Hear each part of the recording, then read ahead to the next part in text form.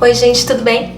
Bom, hoje eu quero falar um pouquinho sobre mães que trabalham e sobre o quanto é fácil a gente se perder sem perceber num discurso absolutamente machista com o qual a gente não contribui umas com as outras. Um discurso que eu acho que não contribui muito com a nossa caminhada e não contribui muito com a nossa amiga do lado, né? Porque eu acho que a gente quer cada vez mais que todas as mulheres se fortaleçam e possam ter voz. E quando a gente cai nessas armadilhas de um discurso machista, a gente contribui ainda mais para uma marginalização das mulheres e das mães em especial, e também contribui para o fortalecimento de um estereótipo de mãe e de mulher, como se houvesse uma forma correta de se fazer as coisas. Então, quero começar dizendo que mãe que trabalha, ou mãe trabalhadora, é algo redundante. Toda mãe trabalha. E quando você diz mãe que trabalha, mas fulana trabalha, você está automaticamente querendo dizer então que as mães que não trabalham da mesma forma que essa pessoa trabalha, não trabalham. Eu acho que não é por aí. Toda mãe trabalha. O que existe são escolhas. Escolhas diferentes na vida. Mas aí você vai estar conversando lá com uma pessoa que não é mãe, que não tem a menor proximidade com criança, que não sabe nada desse universo, e a pessoa virar pra você e vai dizer: mas e a fulana? A fulana só fica em casa cuidando dos filhos. Primeiro que só não combina com cuidando dos filhos. São duas coisas absolutamente contrárias, né? Tipo, não existe só cuidando dos filhos. Você já experimentou ficar cuidando sozinha de uma criança, ou sozinho, de um bebê recém-nascido, ou de uma criança de 2 anos de idade, por exemplo? Ou seja a idade que for, você já experimentou ficar cuidando sozinho de uma criança? Então não diga que cuidar de uma criança é só cuidar de uma criança. Porque cuidar de um bebê ou de uma criança é uma demanda completamente avassaladora, exaustiva, é muito louco. Tanto que se você observar, as mães que só cuidam dos filhos, geralmente são as mães que não têm tempo para fazer as unhas, que não têm tempo para tomar um banho, que não têm tempo para trocar de roupa. Então, não é só alguma coisa essa mulher tá fazendo, né? Ela não tá ali ficando em casa e olhando pro teto ou lendo revista, não. Ela tá fazendo muita coisa. Alguns estudos dizem que as crianças entre os 2 anos e meio e 3 anos de idade, mais ou menos, fazem 3 solicitações por minuto, em média. Às vezes é mais. Então você imagina, você não consegue começar e terminar nada. Então, gente, estar em casa cuidando dos filhos ou trabalhar fora de casa são apenas escolhas diferentes.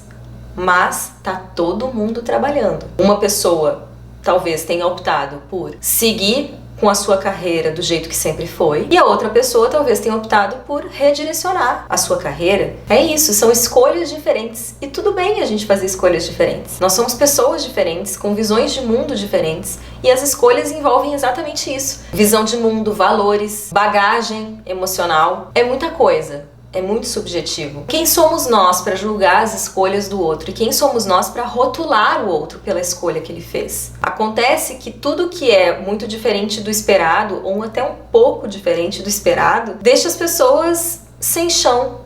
Qualquer pessoa que resolva sair um pouco da caixa, deixa a sociedade completamente desesperada. As pessoas não sabem o que fazer com aquele ser que resolveu sair da caixa e querem rotular essa pessoa de qualquer maneira, querem colocar ela então numa outra caixa. E a gente precisa parar com esse tipo de hábito de querer colocar as pessoas em rótulos, em caixinhas e transformar tudo em produção em série. A gente precisa parar com essa ideia de massificação de tudo, porque isso aprisiona, isso gera sofrimento e não há motivo para isso. Tá todo mundo dando a sua contribuição para a sociedade, para a humanidade. Tá todo mundo fazendo algo produtivo. Então qual o problema de se fazer escolhas diferentes? A menos que você não esteja onde você gostaria de estar. Aí dá para entender que a pessoa julgue todo mundo e esteja ali projetando as suas frustrações, né, os seus medos. Aí é compreensível. Se a pessoa tá infeliz com a escolha que ela fez, provavelmente ela vai utilizar esse tipo de defesa. Mas se tá tudo certo, tá tudo bem, se você tá feliz, o que a escolha do outro que está do lado interfere na sua? A gente não pode permitir que os rótulos sejam uma fantasia, uma máscara para os nossos preconceitos ou para as nossas frustrações. A gente não pode jogar em cima do outro aquilo que não tá bem resolvido dentro da gente. Do mesmo modo que mãe solteira não existe, e muita gente já discorreu sobre isso aí na internet, em blogs, em canais e tudo mais, porque solteira não é definição de mãe, o mesmo se aplica a trabalho. Não existe mãe que trabalha, não existe mãe trabalhadora, existe mãe. Não existe mãe em tempo integral. Toda mãe é mãe em tempo integral, gente. Depois que o filho nasce, a gente é mãe 24 horas. Mesmo que a gente não esteja com o nosso filho naquele momento. A gente não deixou de ser mãe porque saiu para trabalhar fora de casa, né? A gente continua sendo mãe, mesmo quando a gente está trabalhando. O que existem são mães dando o seu melhor a cada novo desafio. Existem mães e mulheres tentando se superar a todo momento para dar conta de todas as demandas que o mundo joga sobre nós e que os nossos filhos geram naturalmente. E ficar alimentando esse tipo de pensamento que é tão restritivo só aumenta o abismo entre nós todas, quando na verdade a gente deveria estar caminhando juntas. Posso falar um pouquinho sobre a minha experiência, já que sobre a experiência dos outros eu não tenho como falar, para vocês verem como escolhas envolvem uma série de planejamentos e da observação de muitos fatores para que você concretize aquela escolha. Eu optei por me afastar da minha profissão de atriz quando o meu filho nasceu. Porque eu queria estar com ele o tempo todo e a princípio esse era um planejamento para o primeiro ano de vida dele, que acabou se estendendo até os 2 anos. Também por escolha. O que acontece? Antes do meu filho nascer mesmo, sentamos, eu e meu marido, para conversar sobre esse assunto, sobre como a gente faria. Nenhum dos dois se sentia confortável com a ideia de uma babá. A gente nunca se sentiu muito bem com a ideia de ter dentro de casa uma pessoa que está deixando de cuidar do próprio filho para cuidar do nosso. Eu, por outro lado, colocando no papel, percebi que, do ponto de vista financeiro, o que eu poderia ganhar trabalhando nesse período do primeiro ano do meu filho não compensava eu deixá-lo com uma outra pessoa que não fosse eu. Porque eu iria trabalhar basicamente para pagar os custos de ter uma pessoa pelo tempo que eu precisaria ter. Ia ficar elas por elas e na verdade eu só estaria perdendo, eu não estaria ganhando nada com isso, né? Eu estaria perdendo de ficar com meu filho. Essa foi a minha análise, gente. Todo mundo tem liberdade para analisar a sua realidade do jeito que é melhor para si.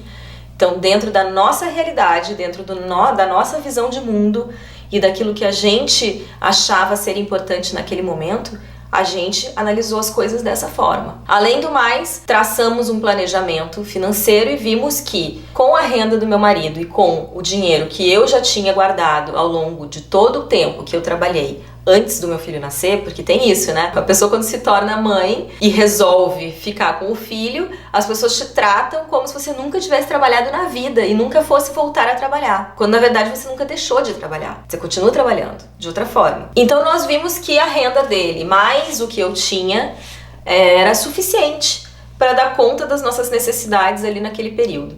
Quando o Francisco completou 1 ano, eu não me senti pronta para deixar ele, para me separar dele, e não achei que ele estivesse pronto também.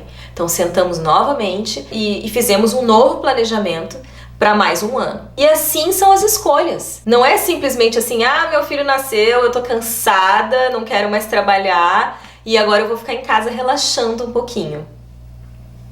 É inadmissível esse tipo de pensamento, especialmente se vier de outras mães, porque a gente sabe que não é essa a realidade, né? A gente sabe o quanto é difícil ficar com os filhos o tempo todo, o quanto as demandas são intensas, especialmente se você não tem ajuda. Todas as tentativas que eu fiz para ter algum tipo de ajuda foram muito desastrosas, a gente realmente não gostou. Quando o Francisco tinha 1 ano, a gente tentou ter uma pessoa, não deu certo. Quando ele fez 2 anos, a gente tentou de novo, também não deu certo. E agora, recentemente, desde o final de 2016, né, desde o final do ano passado, que eu tô tendo aí alguma ajuda 2 vezes por semana. Então, 2 vezes por semana eu tenho alguém que me ajuda com ele. E agora, em breve, ele já vai entrar na escolinha.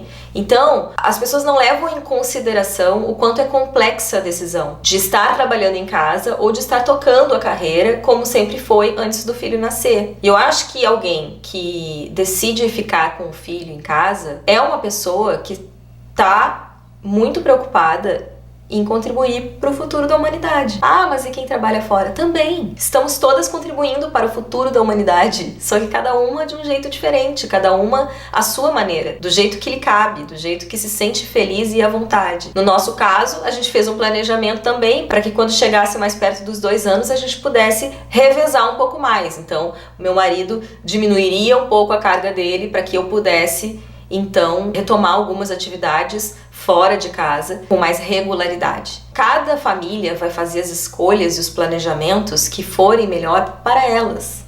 E ninguém tem nada a ver com isso. Assim como ninguém tem nada a ver com a opção sexual de ninguém, assim como ninguém tem nada a ver com a vida conjugal de ninguém, né? Se uma mulher cria seu filho sozinha ou se tem companheiro, sabe?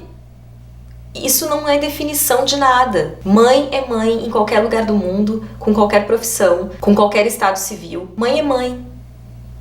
Então vamos parar com essa história de querer colocar todo mundo dentro de uma caixinha, porque isso não leva a lugar nenhum. Vamos ser mais mommy friendly umas com as outras. A gente sabe o que cada uma passa. A gente tem uma ideia, a gente pode vislumbrar isso. Não existe na maternidade um certo e um errado. Existe o que a gente sente que deve fazer. Existe o que o nosso coração manda. E é isso que todas as mães estão tentando fazer. As que retomam a carreira, as que ficam trabalhando em casa, as que decidem mudar de profissão. Todas as mães estão numa busca que parte do coração, que parte daquilo que elas acreditam que seja o melhor para elas, para suas famílias e para seus filhos. Com certeza lá na frente é que a gente vai saber no que isso vai se desdobrar. Mães que decidem ficar em casa, trabalhar em casa, enfrentam sim um preconceito dentro do mercado de trabalho na hora de retornar. E isso é terrível e é muito alimentado por esse tipo de discurso de que existe a mãe que trabalha e existe a mãe que não trabalha. Então o mercado de trabalho já olha para as mães com toda uma carga de menosprezo, como se a mãe fosse mãe agora, pro resto da vida, e mais nada. E a mãe é mulher, ela é tudo, ela é uma complexidade de coisas e de facetas que não cabem num rótulo. Uma mãe que trabalha fora também provavelmente vai se deparar com milhares de obstáculos ao longo da vida e lá na frente quando os filhos forem maiores. Mas são escolhas, gente. A gente escolhe como a gente quer gastar o nosso tempo nessa vida. A gente tem uma vida para viver.